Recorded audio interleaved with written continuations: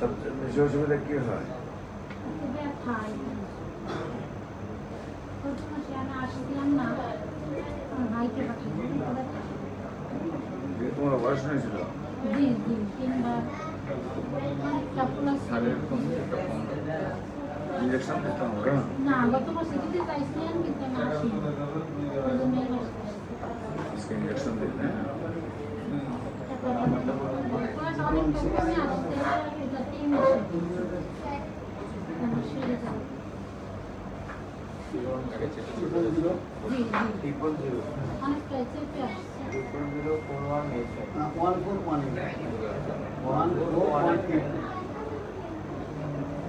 লাগানোর ওষুধ দিয়েছি, লাগাতে